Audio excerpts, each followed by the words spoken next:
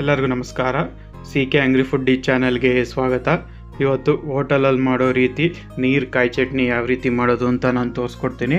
Same ಅದೇ ರೀತಿ taste ಬರುತ್ತೆ, ತುಂಬ ಚೆನ್ನಾಗಿರುತ್ತೆ. ಒಂದ್ಸಲಿ ನೀವು ಟ್ರೈ ಮಾಡಿ. ಹಾಗೆ ಹೊಸ್ದಾಗಿ ನೋಡ್ತಿರೋರು ನನ್ನ ಚಾನಲ್ ಸಬ್ಸ್ಕ್ರೈಬ್ ಮಾಡ್ಕೊಳ್ಳಿ. ಈಗ ಅದಕ್ಕೇನೇನು ಬೇಕು ನೋಡೋಣ. 1 ಕಪ್ ಕಾಯಿ, 1 ಕಪ್ ಹುರ್ಗಡ್ಲೆ, ಆಮೇಲೆ ಕೊತ್ತಂಬರಿ ಸೊಪ್ಪು, ಹುಣಸೆಹಣ್ಣು ಸ್ವಲ್ಪ ಹುಳಿಗೆ, ಆಮೇಲೆ ಒಂದು 4-5 ಹಸಿಮೆಣಸಿನ್ಕಾಯಿ, ಆಮೇಲೆ ಒಂದು ಚೂರು ಶುಂಠಿ. ಕಾಯಿ ಹುರ್ಗಡ್ಲೆ ಒಂದೇ ಅಳತೆ ಇರಬೇಕು. ಈಗ ಒಂದು ಮಿಕ್ಸಿಗೆ ಕಾಯಿ ಹಾಕ್ಕೊತಾ ಇದ್ದೀನಿ.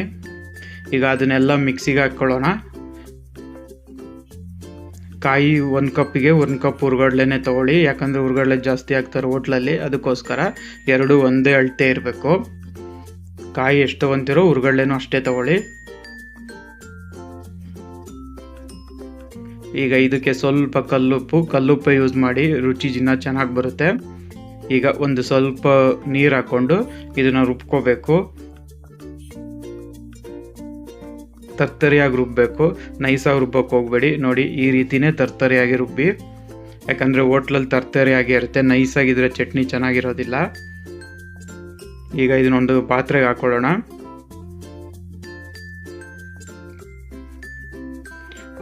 ತುಂಬ ಚೆನ್ನಾಗಿರುತ್ತೆ. ಈಗ ಸ್ವಲ್ಪ ನೀರು ಹಾಕ್ಕೊಳ್ಳಿ ಅದಕ್ಕೆ, ಯಾಕಂದರೆ ನಾವು ನೀರು ಚಟ್ನಿ ಮಾಡ್ತಿರೋದ್ರಿಂದ ನೀರಾಗೇ ಇರಲಿ. ಗಟ್ಟಿ ಬೇಕಾದರೆ ನೀವು ನೀರು ಹಾಕ್ಕೊಬೇಡಿ, ಗಟ್ಟಿಯಾಗಿ ರುಬ್ಕೊತೀರಲ್ಲ ಅಷ್ಟಕ್ಕೆ ಒಗ್ಗರಣೆ ಕೊಟ್ಕೊಳ್ಳಿ ಸಾಕು. ಈಗ ಅದಕ್ಕೆ ನಾನು ಒಗ್ಗರಣೆ ಕೊಡ್ತಾಯಿದ್ದೀನಿ. ಒಗ್ಗರಣೆಗೆ ಸಾಸಿವೆ, ಉದ್ದಿನಬೇಳೆ ಮತ್ತು ಹಸಿಮೆಣ್ಸಿನ್ಕಾಯಿ, ಕರಿಬೇವು ಹಾಕ್ಕೊಂಡಿದ್ದೀನಿ ನಾನು. ನೋಡಿ, ಚಟ್ನಿ ರೆಡಿಯಾಗಿದೆ. ನೋಡಿ, ಹೋಟೆಲ್ ರೀತಿಯ ನೀರು ಚಟ್ನಿ ರೆಡಿಯಾಗಿದೆ.